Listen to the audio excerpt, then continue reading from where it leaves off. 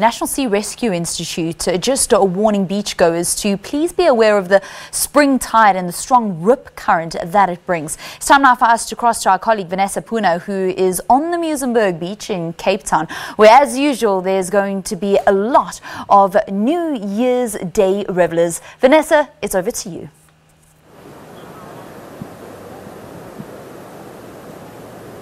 Good morning to you, Valen. Yes, at MUIZENBERG Beach this morning, in true Cape Town style, some people have already arrived, making or claiming their spots as early as possible. Behind me also, quite a number of surfers and paddlers coming out to MUIZENBERG Beach Surfers Corner in what has become a tradition in Cape Town. Of course, New Year's Day being, if not the biggest, then definitely the second biggest day after the Day of Reconciliation, as Cape Townians and visitors flock to Cape Town's beaches. Now, with me, I have a guest this morning, Keishan Callan from Western Province Lifesaving. Keishan, Happy New Year to you and very good morning. Let's talk a bit about this time of year on Cape Town's beaches. A bit quiet this morning, but you're definitely expecting it to pick up later on. What is it that you, as Western Province Lifesaving, what exactly do you do to keep the beaches safe? Yes, good morning to you, Vanessa. Happy New Year and everything. Yeah, so lifeguards, I've been around since about 1960. Our main focus is training lifeguards, putting them on the beach for voluntary active duty service, which the lifeguards perform.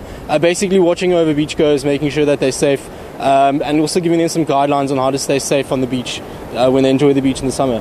So you told me earlier on that you've been in lifesaving since you were 8 years old, and you're currently the chairperson of the False Bay Lifesaving. When you talk about volunteers, what numbers are we talking about in terms of volunteers coming out summertime, etc., to keep beaches like MUIZENBERG safe?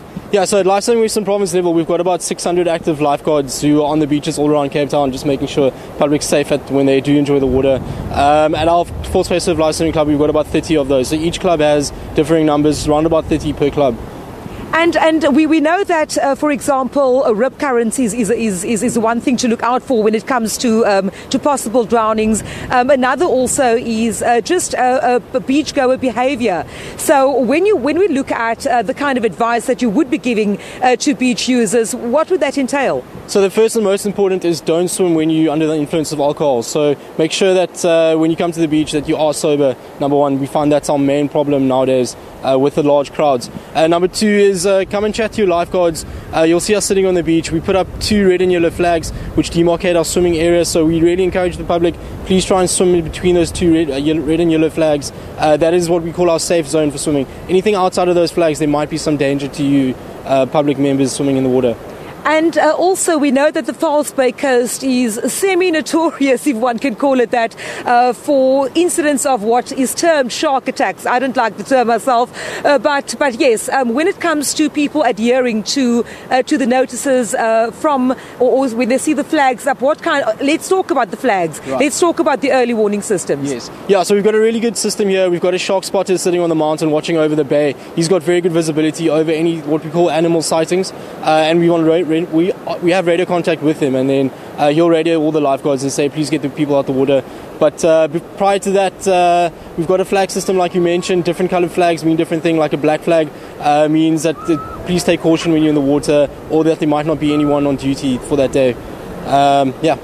So at the end of the day, for everybody to enjoy a beach day, it would just be to adhere to, not rules per se, but mechanisms put in place to keep people safe, not so? Exactly, yeah. So we really want that guys come down, have a good time, enjoy the beach. I mean, Cape Town, we've got some of the most beautiful beaches in the world. So it's all about taking your own responsibility, making sure that you're safe as the first priority. And then the lifeguards, and there are law enforcement and other services providers that are there to make sure that you have fun and are safe on the public beaches. So I know that lifeguards generally, we see you sitting in a tower, we see the yellow T-shirts along the beach. Are there any new kinds of patrols that have been put in place, for example, at sea itself?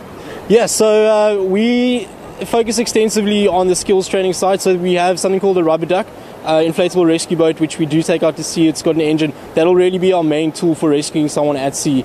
Other than that, we've got craft like a kneeboard or rescue board. Looks very similar to a surfboard, which the guys are skilled in taking through the wave zone. The big benefit that lifeguards have over other swimmers really is that they are skilled in the wave zone.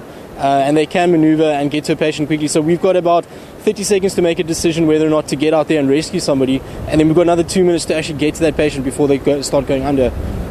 And you are gearing up today. It's slightly windy, but that's not uncommon for Muizenberg. So you are gearing up for a bumper beach day today. We don't see the crowds as yet, but you say they're definitely on their way. I think so, yeah. Boxing Day was fairly quiet on Muizenberg side, so I think there are going to be quite a few streams of people coming in today, and we are expecting a busy day. All our stations are manned, so if you are coming down to Muizenberg, just look out for the lifeguards, swim between the red and yellow flags.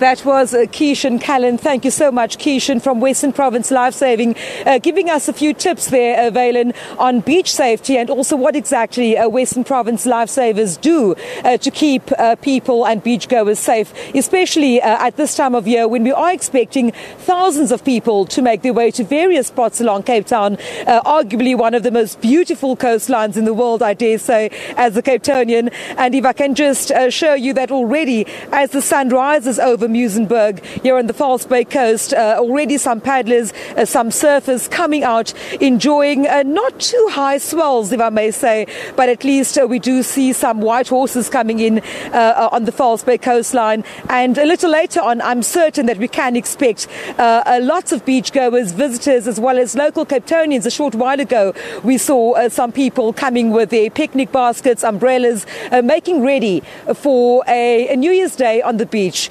But on that note, it's back to you in studio. Vanessa, thank you so much. You've got all of us here in Gauteng very jealous because Cape Town, as always, is wearing her best dressed for the start of 2018. And looking at the size of those waves, I think there were some people at home that were saying, you know, that New Year's resolution about learning how to surf, today it looks like a good day to try and hit the waves. So they're not too big. So if maybe that's one of the things that you want to do in 2018, then maybe it would be a good day to get out to a surfer's corner. Just be safe on the beaches around South Africa. It's now 8 o'clock.